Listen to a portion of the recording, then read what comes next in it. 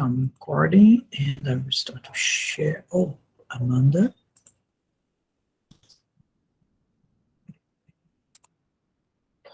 Start to share my screen.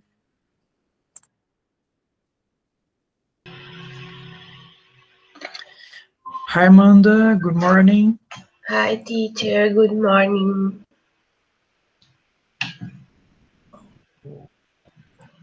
Here. Okay. So today we will continue to discuss about some soil formation factors. Okay.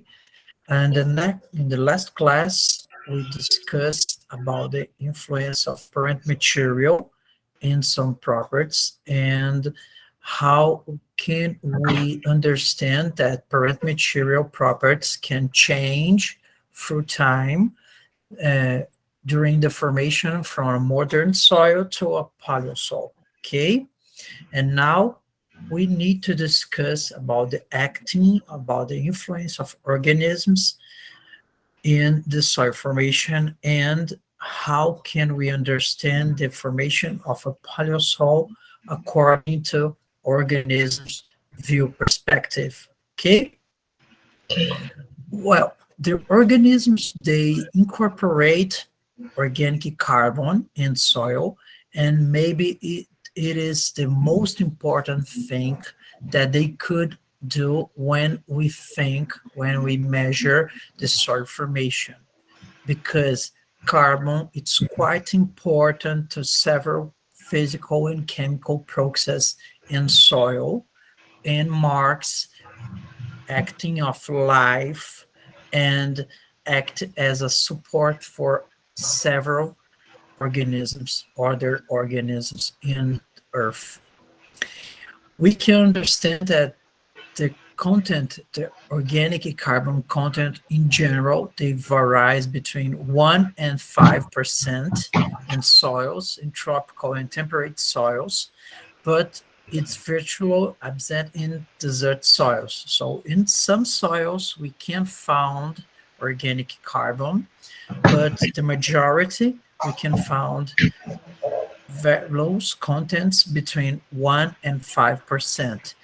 It's a low content of a particle, but how organic carbon compounds has a high surface sorption, they increase its importance in soil. The sorption in the organic carbon compounds, it's up to 300 higher than mineral sorption compounds, because the specific surface it's quite higher than the mineral particles. So organic carbon compounds are not so richer in soil, in general soils, in mineral soils, but its importance is higher than the mineral phase and inorganic phase in soil. Teacher, Here we, oh, yes, yes. are you presentate the slides? Yes, you didn't see my presentation? No, I don't see. Uh, You let me try again, just a moment. okay?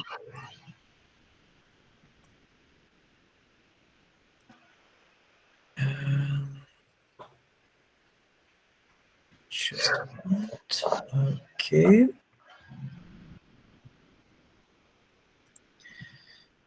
And now, can you see? Yes, yes. Oh, okay. It's okay. Sorry. So the organic carbon contents are quite related to our organic activity, because we don't have rocks, we don't have a parent material that's richer in organic carbon unless they are organic sediments. They are produced by organisms. So we don't find rocks that has high content of organic carbon in general. Okay, organic carbon, we can find some rocks that are richer in mineral carbon, like carbonates, limestones, and other kinds of rocks.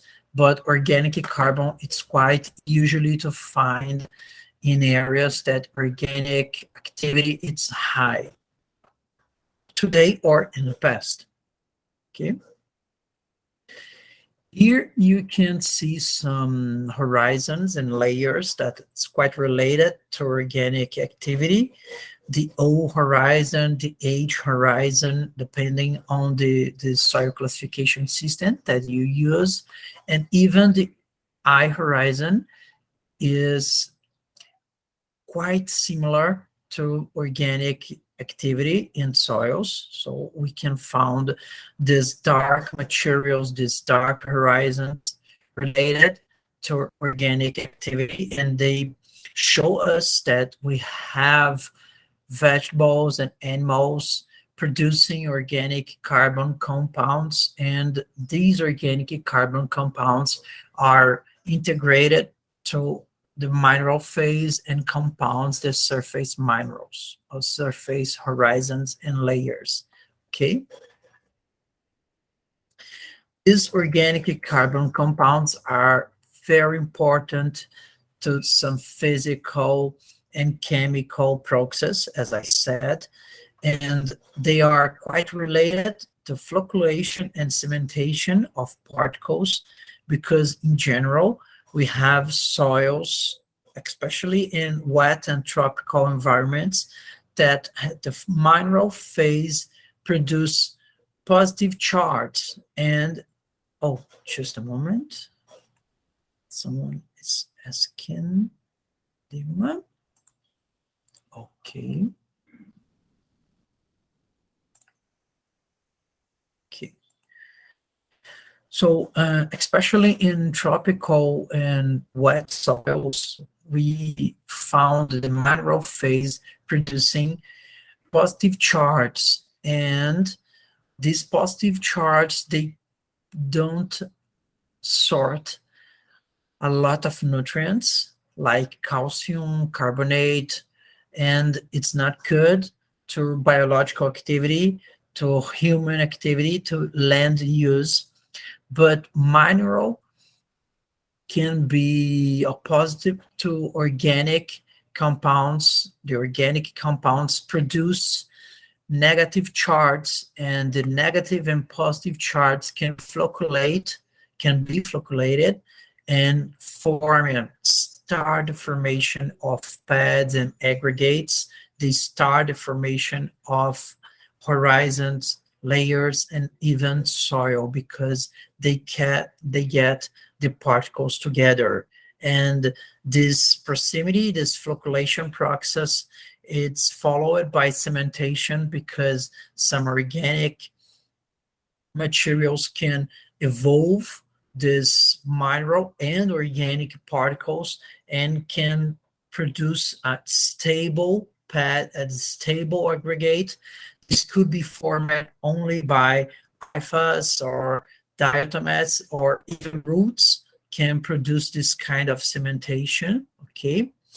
And of course, this activity also can produce watering, physical and chemical watering, because the roots can broke some rocks and some parent materials, especially those loose parent materials. They can broke very easily, and so produce physical weathering, but they also can produce chemical weathering, because they yield some acids, some organic acids that could weather or destroy some minerals, some primer minerals. Okay. This is a picture that I took in Amazon rainforest, and it's just to show us how landscape how climate change a lot when you have a dense vegetation cover like this. You can register our temperatures amplitude, so you can found temperature in a daily that's quite similar in the day and the night. Don't change very much because vegetation cover keeps a higher humidity in the environment, and the temperature it's quite the same all day. It's high, but it's quite the same all day. Okay, this helps the weathering and the chemical and some physical weathering, okay, in these environments, and helps the leaching of some materials at the same time that produce more organic carbon and nitrogen and input these nutrients in soil. We can see some specific changes in chemistry of soils in some soils that was affected by organic compounds across time, okay? A study published in 2004 showed to us that we have an increase of calcium, potassium, and phosphorus in the surface horizons, and this increase is to organic activity. The roots, they bioturbate the material and produce more litter that's richer in these nutrients, and the composition of this litter increase the content of these nutrients in the surface horizon. So we can understand that these nutrients, the content of these nutrients are increased by biological activity during time. An older soil tends to increase the content of these nutrients in the surface horizon comparing to a younger soil, okay? Of course, we need to understand that we don't we can't think that an older soil probably has more leaching, and maybe the calcium, the potassium could be leached, and maybe the content could be lower. But here we can understand that the biological activity decompensates this leaching and increase the content of these nutrients in the surface horizon, only in the surface horizon. In subsurface horizons, of course, these contents are lower comparing than the younger soil, okay? Some nutrients like sodium and toxic elements could be depleted in surface horizon because the biological activity avoid increase of content of these nutrients or elements in the surface horizon because it's toxic or not helpful to plant the vegetation growing, okay? Here we can see a picture that show us a variation of phosphorus content and root density in a soil surface and subsurface horizons. Here we can see the depth of soil, and these dots represent some trees, and here we can see the dose of nitrogen that was added in these areas, and these colors show us the root density, and we can see that we have a high changing, a high variety of colors, showing us that at the same adding of nutrients of nitrogen, we can see a different kind of root density, different values of root density, because root density try to mix these materials and increase the density in some points. Okay, so it's quite interesting, this study, to show us that the independent of the quantity that you add in the nitrogen, the roots, the root density start to increase in all times, independent of the quantity that you add in the soil. We can see also some results that show us a positive and significant correlation between fertility and richness in some forests. This is especially for the rainforest, the Amazon rainforest. So the richness of the trees and the number of species that we can find in an area increase when the fertility of soil increases too. So the saturation of bases is quite relevant to understand how and how much species we can find in an area, even when we think that we are studying a deeply aware soil like the Amazon rainforest. Okay, we can understand also that some soils are so deeply weathered that they shouldn't have some clays like kaolinite, but the cycling of some elements that today we don't consider as a nutrient, but these elements, the cycling of these elements still keeping some minerals. The cycling of silicon in the soil surface, they keep kaolinite in soil. So even when we are discussing about some elements that are not considered nutrients, the biochemical cycling, the biological cycling of these elements keeps some minerals in the soil. And kaolinite is quite important because it composes a lot of mineral phase in the soil. So express to us that the biological cycling, the cycling of silicon, it's quite important and relevant to soil formation. Okay. And of course, we can see some roots that yields some chemical compounds, some chemical acids that start and increase weathering of some primary minerals. And roots are very important, but in paleosols, they are not so widespread because the diagenesis destroys some of these evidence. And of course, roots are not so common because we can find roots before Silurian, because they start to grow during Silurian, so we can't find in pre-Silurian soils. Okay. The type of root. Oh, Teacher, yes. it's common with roots in paleosoils. Depend The presence of roots in paleosoils.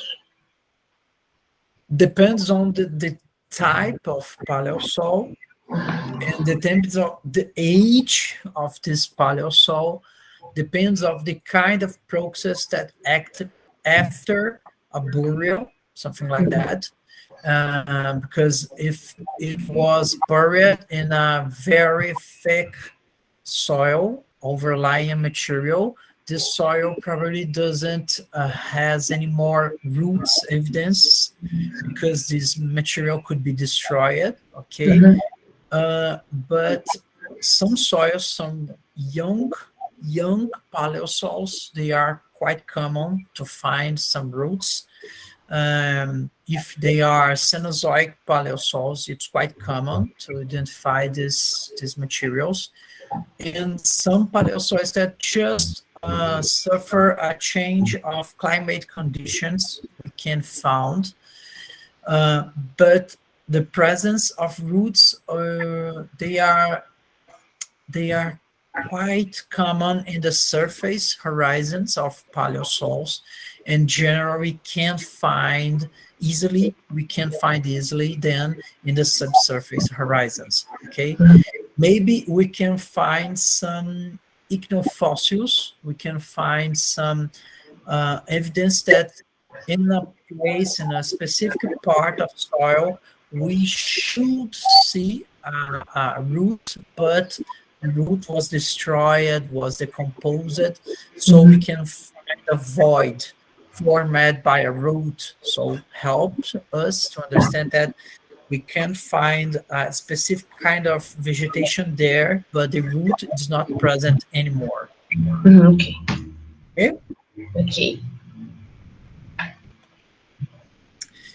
And uh, when we find a root in a paleosoil, and even when we find in a soil, a modern soil, it's quite common to try to make some interpretations according to the type, because the type is quite relevant to us to understand some physical and chemical process that act in that soil or that paleosoil. Okay?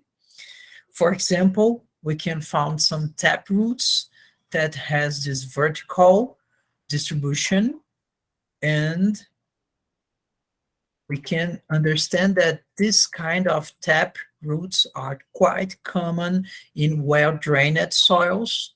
So if you find some evidences of this kind of roots, you can understand that this soil wasn't wasn't flooded in the past, and even after we get a paleosoil condition. Okay, so we can understand that this soil was not flooded in the past and even today, because we can found this kind of root. This is specifically to environments, to landscapes that we can't find a flooded condition. So if you find in a paleosoil or even in a modern soil this kind of root, you should think, okay, maybe I can find some oxides like goethite, hematite, and I can understand that it's a free drainage soil. So maybe I can find some kaolinite or secondary minerals produced by leaching, by weathering. Okay, because it's a free drained soil.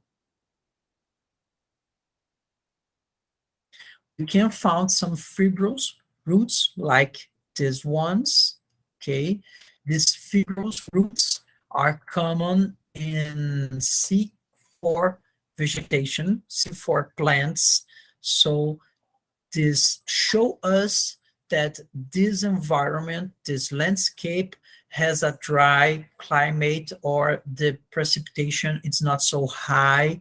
So I can found this kind of root in soils that was formed in semi-arid or arid conditions, or even in a savanna condition, in a savanna kind of vegetation.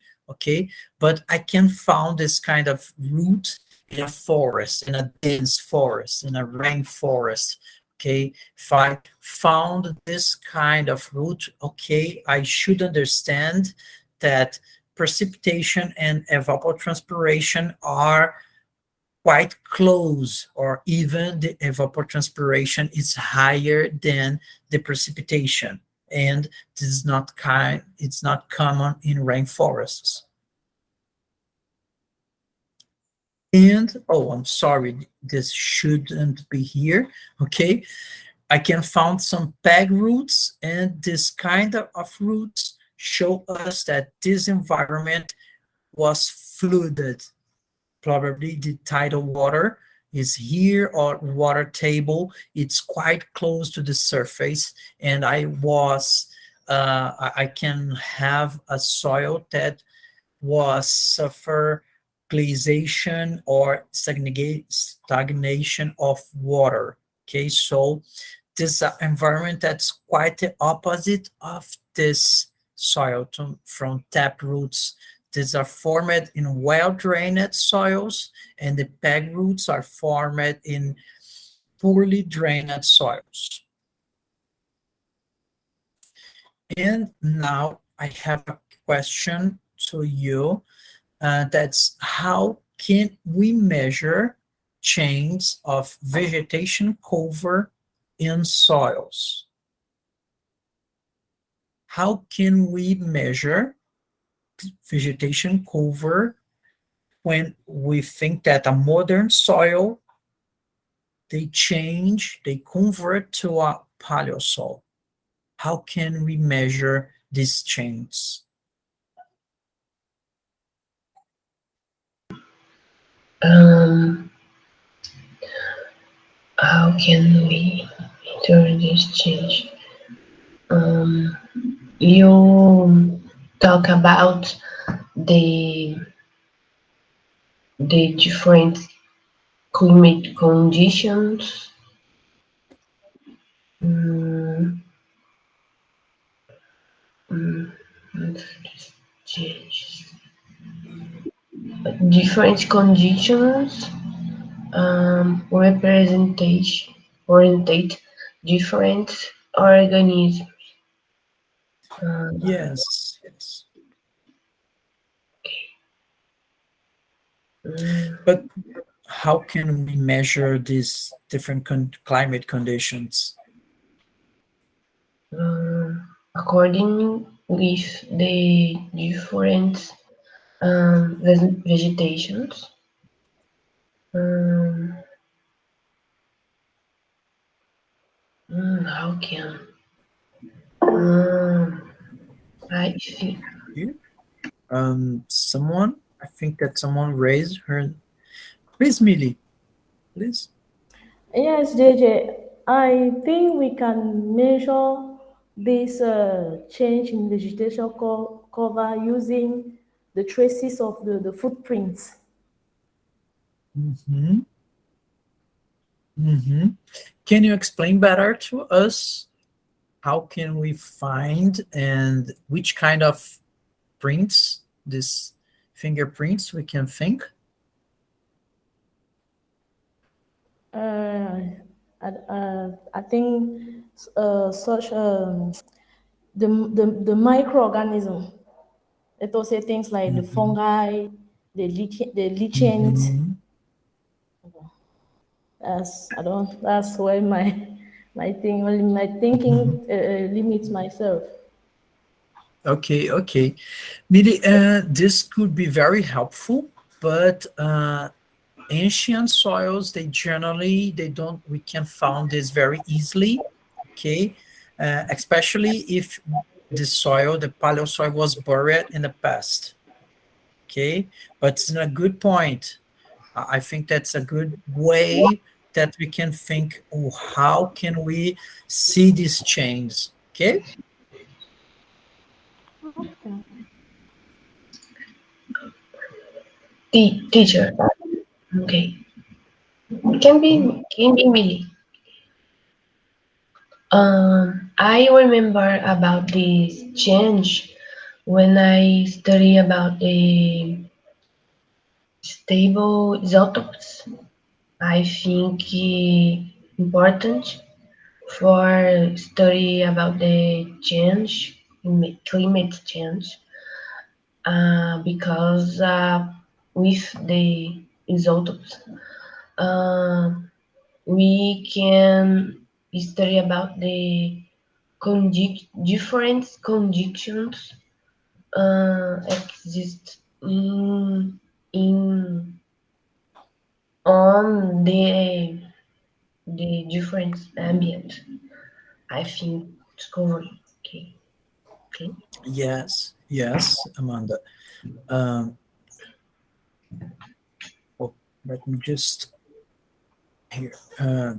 The isotope composition of organic matter help us a lot to understand this change because how organic compounds are primarily added by organic activity, so we can measure the isotopic composition of organic matter and we can understand how the vegetation cover change through time during the formation of a soil, okay?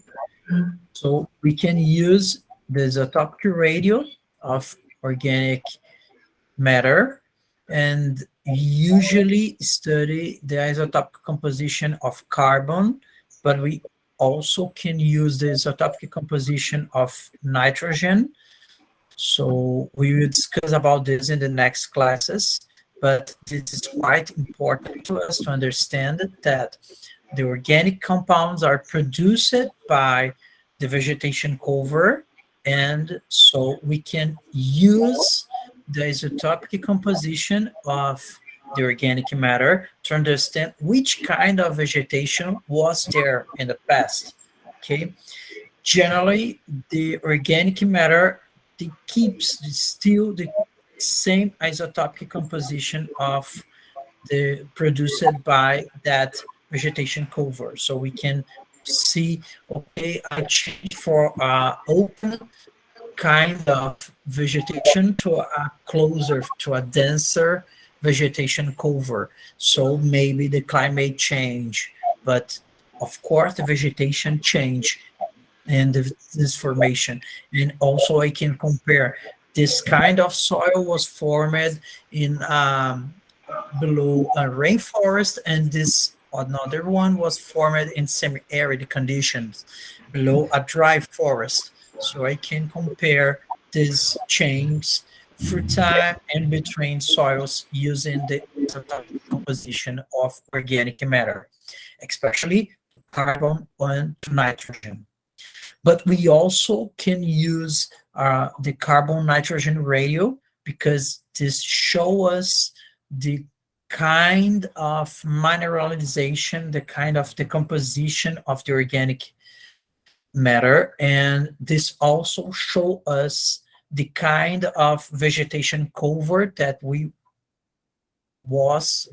could see in the past, because each kind of vegetation cover produce a different fellow of carbon nitrogen ratio. So we can use these two tools to understand how vegetation change through time. And we use all these tools in the next classes.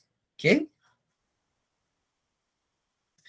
And the vegetation influence the soil formation, but animals influence a lot the formation of soil, especially the tropical and wet environments, because animals, they produce a lot of bioturbated materials that has the mix of overlaying in surface materials. They usually mix the materials from subsurface horizons and the surface horizon, and this increase the content of some nutrients in surface, and they increase the content of carbon and nitrogen in subsurface horizons. So it's quite important to the presence of ants, of termites, and other organisms or other animals that bioturbate, that mix soil. This is quite important too, because produce voids. This is a picture of a void, this white place, this white part of the picture. It's quite similar to a surface that's produced by biological activity, because we can see in this image a yellow color, a yellowish color here and here, that's quite different from this place and this place. So we can see that this void was formed by biological activity, because it changed the neighborhood, and this change of neighborhood was produced by pressure. During the void formation, during the dig from which kind of animal, they usually press the walls of a channel, and this change the neighborhood of a void. If we see this in the microscope, it's quite easy to understand, because we can see this kind of image too. This is the same picture from this, but we just made a little change in a microscope so we can see a different kind of image. Okay, now the void is dark, has a dark color, and we can see this yellow, this shine yellow color, and this shine yellow color show us that this area suffered pressure. It was pressed by animals during the void formation.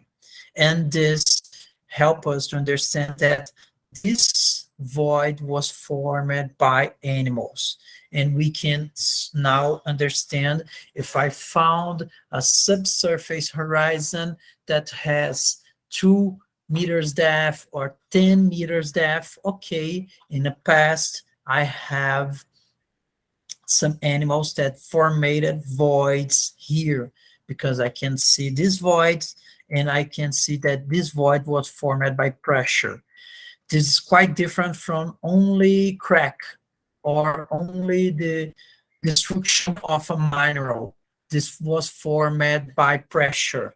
Destruction of a mineral, they didn't create a pressure. And some cracks, the material will just shrink or swell. They don't produce this kind of stress features like this. Okay, we will discuss about this in the next classes too.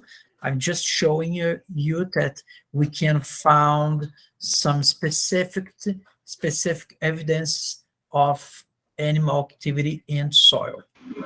Teacher, we call it this void can be a pedal tube, okay? Could you repeat? I didn't understand your question.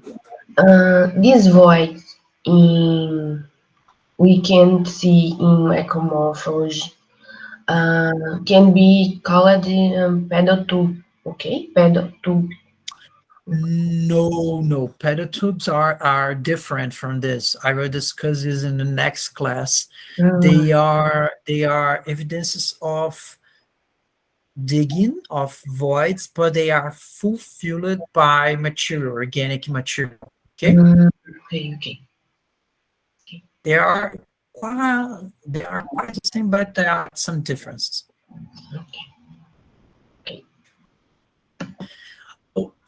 We can also see in the micromorphology and some infant sections that some aggregates, some pads, they produce this kind of vortex shape that help us to understand that some aggregates that are formed by biological activity. There's not formed only by flocculation and cementation. It's not just a physical, chemical process, but some pads, some aggregates, they are formed by biological activity. So it's a biological process of formation of aggregates. Okay, it's just not a physical chemical process. This vortex shape show us that the soil, this sand and silt, and especially the clay particles, was eaten and defecated by animals. And we can see in some pads some charcoal fragments that show us that this material was formed by animals too. And we can find that quartz grains into the beds, the aggregates, they are lower than those quartz grains that compose the coarse fraction of soil. So we can understand that quartz are selected. And who could select quartz grains? Life.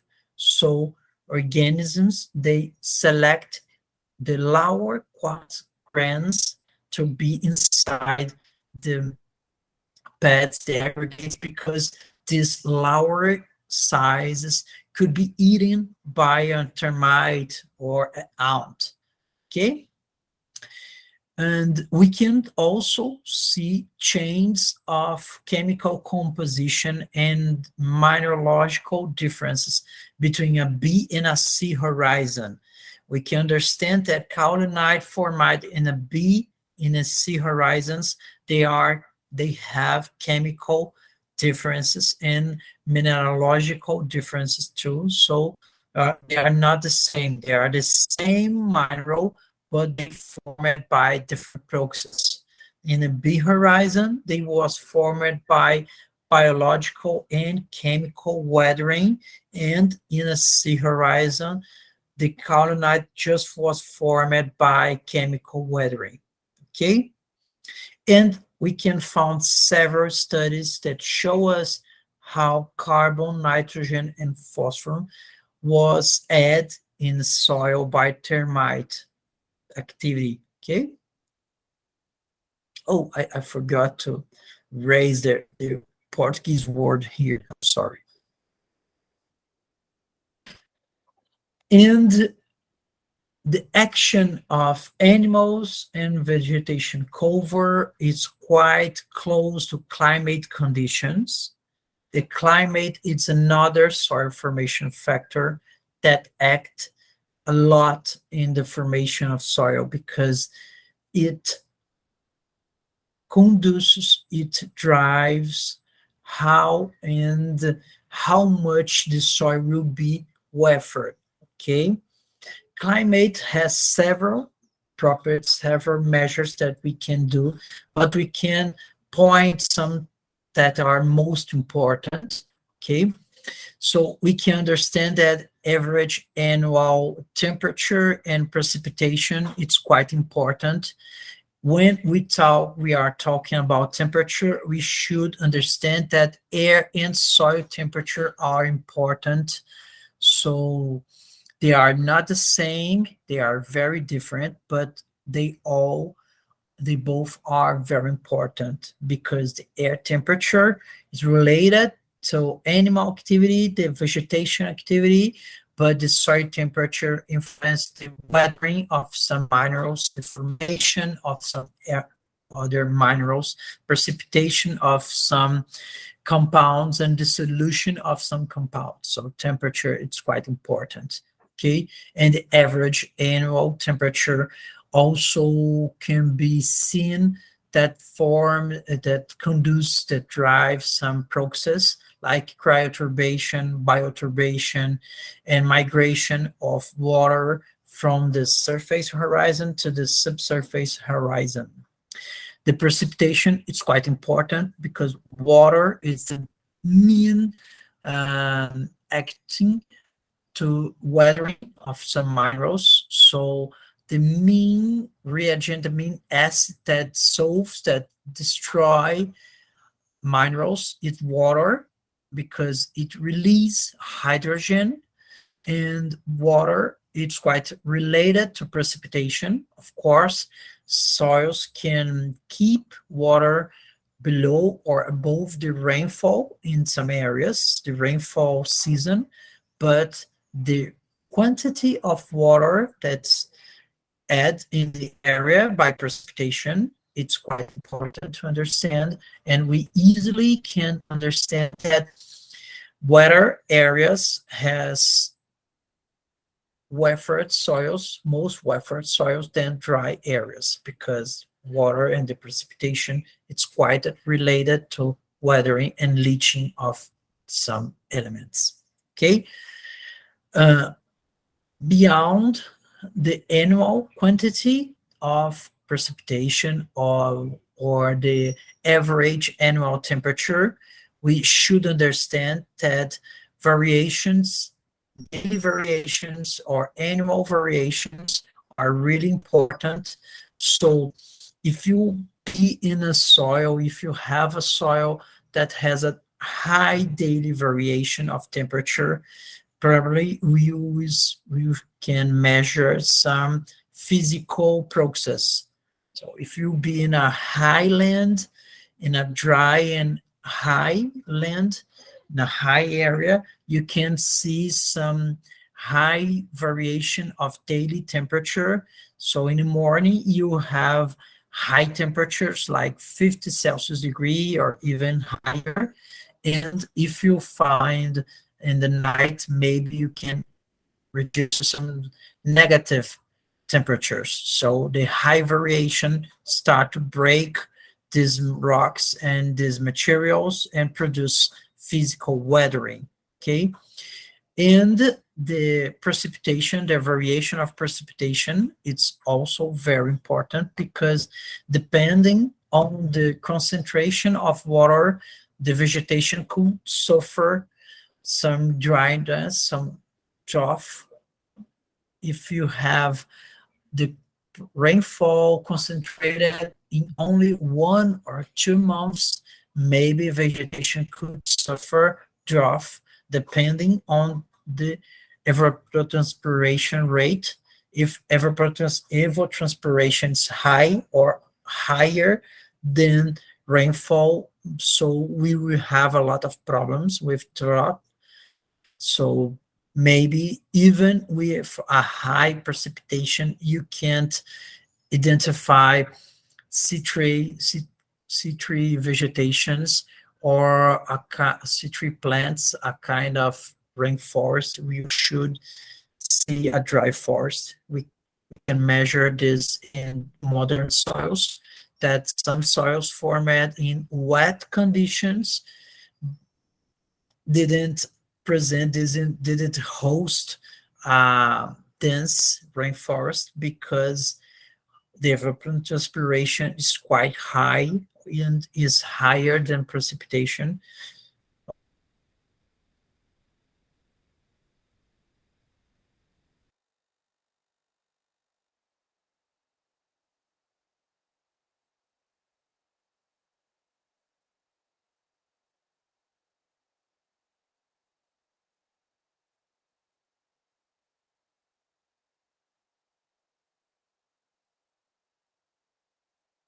They can be loosened in some areas and they can accumulate in another area. So wind, it's quite important, and especially in dry areas, because wet regions, the wind could move easily particles, because these particles will be too much heavy to be moved by wind, okay? It's quite interesting that climate is a soil formation factor that was extensively studied by Yeni. So Yeni found a positive correlation between temperature and clay content in soils around the world. So we can understand that higher temperatures produce higher content of clay, okay? Of course, it's not so widespread. We can find some exception, especially in dry climates. In dry and higher temperatures, we can find so high clay contents, but in general, if you have a high temperature, you can find a higher clay content, okay? And we can understand and map some weathering zones around the globe, around the world. In 3 different states, we can find the bestialitization that identify 2 to 1 minerals. It's quite common in areas that has a lower precipitation or a low precipitation, okay, lower than 5 sorry, 5,000 of millimeters per year, okay?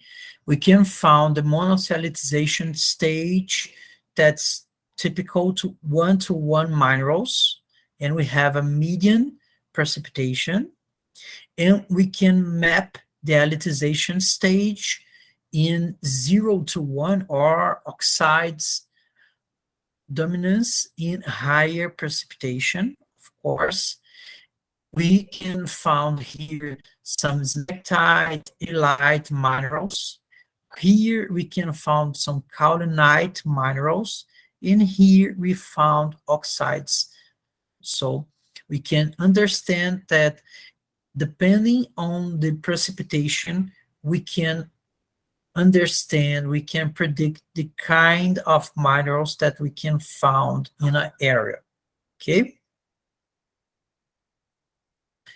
And it's quite easy to understand how this material, they act with climate conditions differently because they have different textures and they have different compositions, mineral compositions.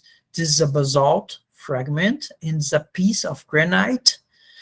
And here are some pictures that we can take in microscope, and I can see that here are just dark color, but when I see this rock in a microscope, I can see some white minerals.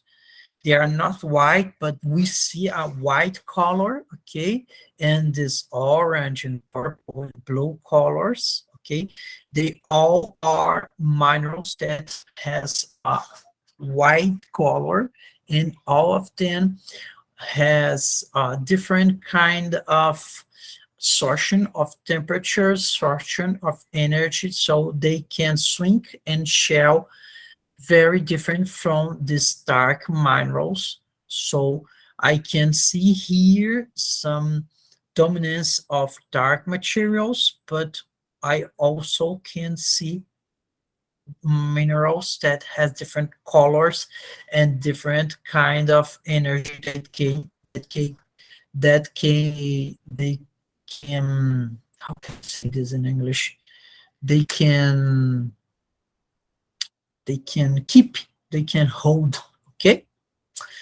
Here in this granite material, this granite rock, I can see a dominance of white materials that of course keep or hold less energy than these dark materials, but we also can see different colors, so we can see different kinds of shrink and shell materials, minerals, so they both can suffer physical weathering, but here this physical weathering is lower than here because I have a dominance of whiter colors or white colors or less dark materials than in this situation.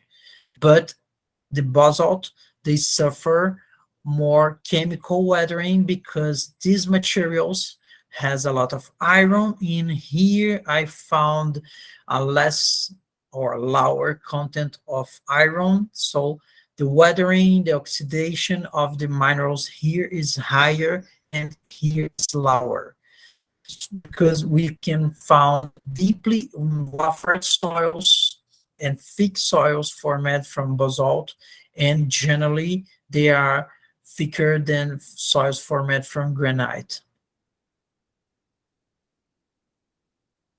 Here we can see some process that we found in Antarctica and glacial and periglacial environments, especially in periglacial environments.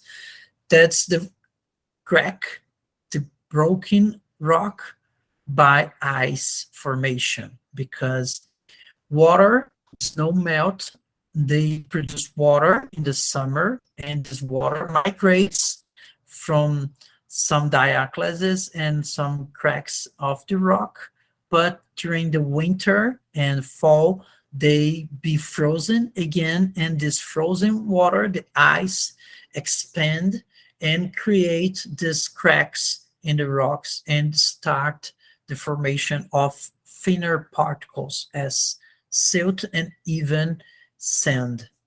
This is a good start to soil formation.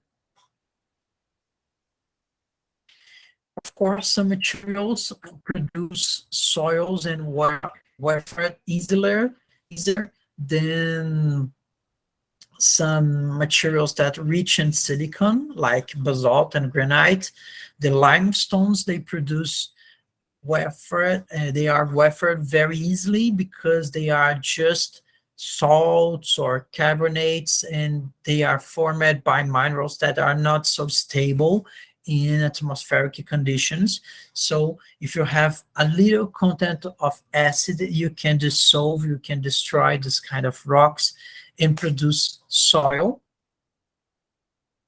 and some specific materials, they could produce very deeply soils and wet soils like these ones, because these materials has iron, reduced over to iron that could be oxidized very easily.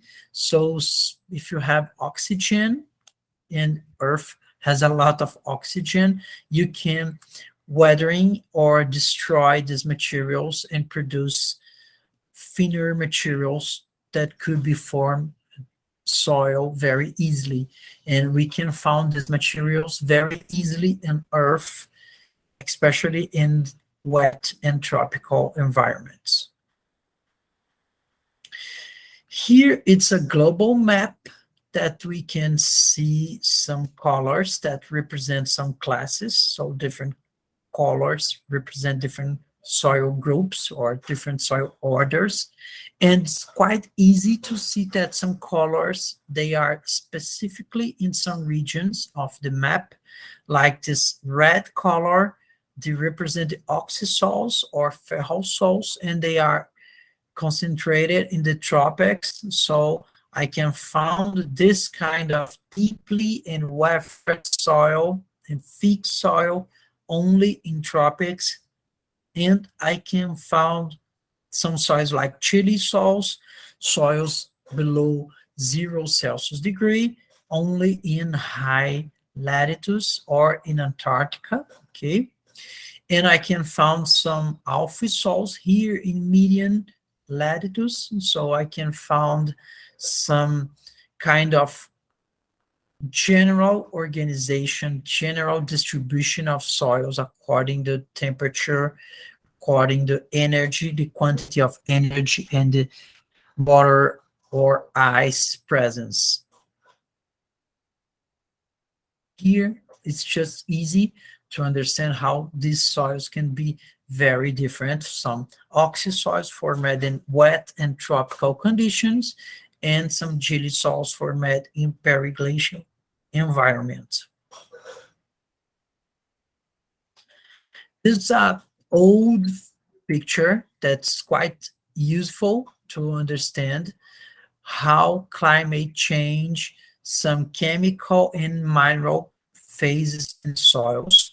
So if you have polar regions, if you have low temperature, a low mean or average annual temperature, you probably have a lot of environments and soils that has a just little thick of kaolinite, but they present a lot of iolite and montmorillonite soils that has a lot of 2-to-1 minerals, or even just rock or little chemical alteration, okay?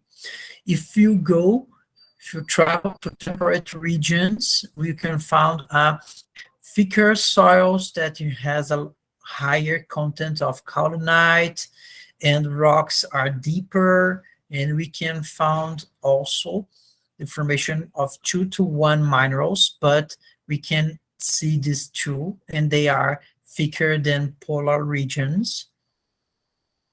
If I travel to low latitude or arid and semi-arid regions, we also can find a soil that's not so thick, that don't produce kaolinite again, and maybe just a little change of the chemical and mineral phases, okay? But this changes a lot when I go to wet and tropical, wet and hot equatorial regions, that the precipitation and watering and leaching it's high, and produce soils on rocks are deep, has a deeper depth, and we can find soils that produce a concentration, that host a high concentration of aluminum or even iron, kaolinite, and the formation of 2-to-1 minerals are not close to surface. I just can find this if I dig very much to deeper horizons. Okay. Here is another study that shows us how climate change the composition of soil. If you understand that we can find some properties like sum of bases and pH and barium, strontium, and manganese. These three elements they are divalent. They have only two electrons in the last layer. Okay, and here we have aluminum, clay content, iron, vanadium, copper, arsenic, mercury, and organic matter. And we can understand that they have opposite behavior. If you increase the pH, you decrease the content of aluminum or the content of clay or the content of iron or the content of soil organic matter in soil.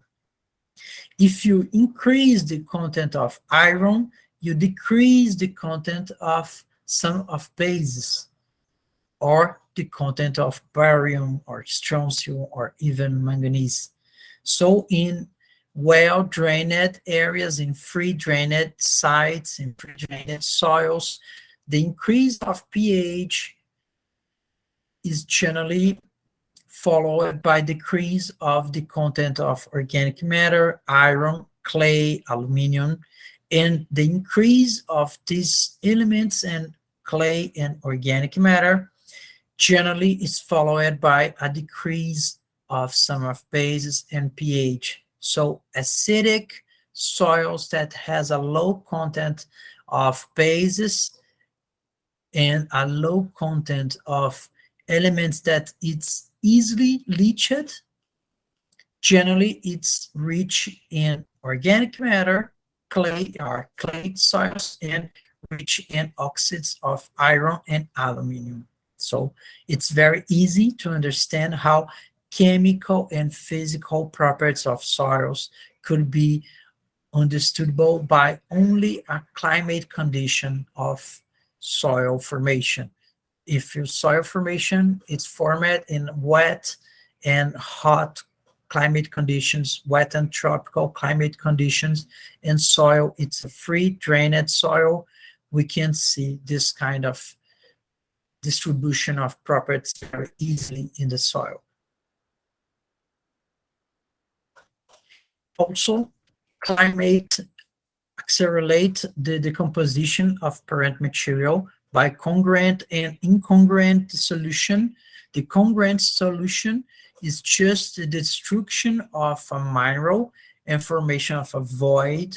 So I can see some voids in this picture, and I think that next picture could be better. Okay, here, like here in this picture, I can see the destruction of minerals and formation of voids. This is the congruent solution, but also the incongruent solution, because some minerals, some feldspars could be destroyed and form clay minerals, secondary clay minerals that we can find here, like this yellow and red regions that was formed. The clay formation, of course, is the mean property that helps the formation of soil, because it's quite related to pad formation.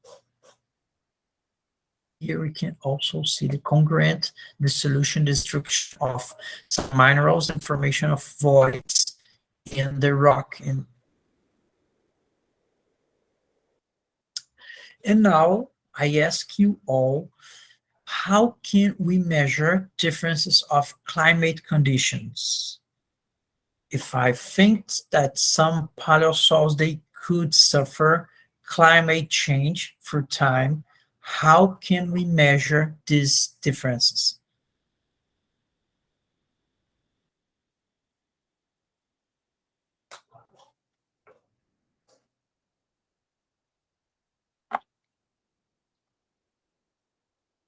Anyone? Can you help me? How can we measure differences of climate conditions? More than the C and Rachel in isotopic. Yes, yes, but let's explain better. How can you use these isotopes? Only for organic matter? So organic matter is a good point, but we can use the isotope composition of other materials. Which kind of materials that we could use to understand variation of climate conditions?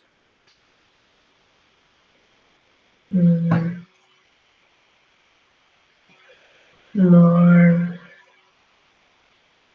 Mm, mm,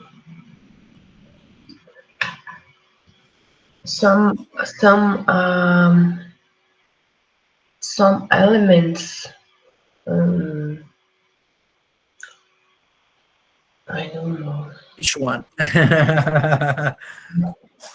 Could you think of just minimum, please? Okay. Um, Can vegetation, sir? Vegetation.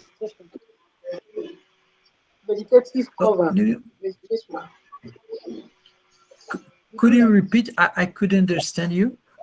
You are kind of some kind of elements that you can use for the isotope measurement. I'm saying whether vegetation. Yeah. Yes. The isotope composition of organic matter happens a lot, and we can use the isotope composition of some minerals because it helps us a lot to understand how they were formed in the past. For example, let me show you. We can measure the isotope composition of carbonates. So if you have a different kind of carbonates that are richer in heavier isotope or lighter isotope, this could express differences of climate.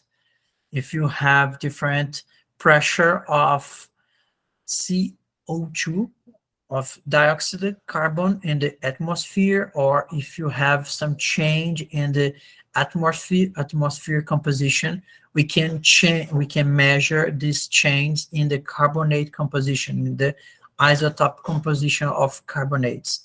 So they are very useful. Carbonates are not so widespread in soils, but when we found them, they are very useful to understand how climate change through time. Okay, they are very useful to us. And the composition of carbonate, the isotope composition of carbonate, they follow the same analysis that we do to understand the isotope composition of organic matter, but it's a quite different interpretation because it's not biological activity, but only physical chemical process that are related to atmosphere and soil. Okay, so they are Teacher, very useful.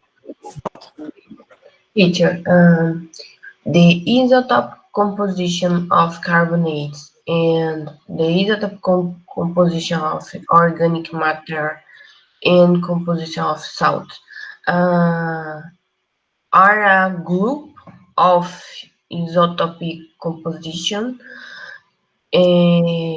with different elements, or is a unique group of composition, these carbonates, organic matter, or salt? So we use carbon, isotope composition of carbon, here to carbonates and to organic matter. But Mm-hmm. here to salts, we use other elements like oxygen. Okay. Oxygen is very useful to us because the lighter and the heavier the isotope, oxygen isotope, help us to understand how was the evapotranspiration and the rainfall regime in the area.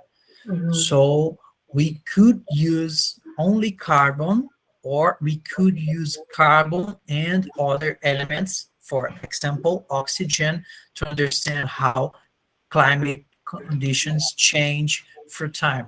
Okay, we'll discuss this in the next classes. Don't worry. I'm just saying to you that, okay, we have some tools that we could use. Okay. Okay. Okay, teacher. Welcome. And okay, now I think that it's a good time to stop, because I try to mix some relations about relief and time. Okay, and we will discuss this in the next class. The last two soil formation factors, relief and time, and how they interact to form a soil, and how they change, and how could we measure these changes to throw formation of a paleosoil and even formation of a modern soil. So I ask you all to finish the reading of the references that I add in the Google Classroom. Okay. I would like to ask if you have any doubt, if it's clear to anyone. Anyone Yes. has one question?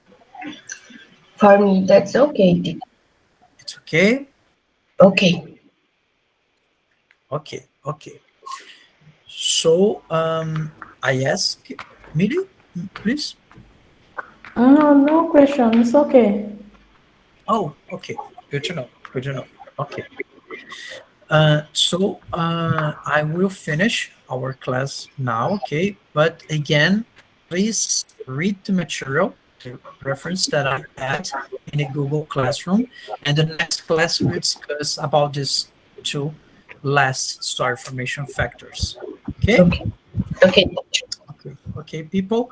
So Okay, William. see you. Bye-bye. Bye, Bye. teacher. Bye, guys.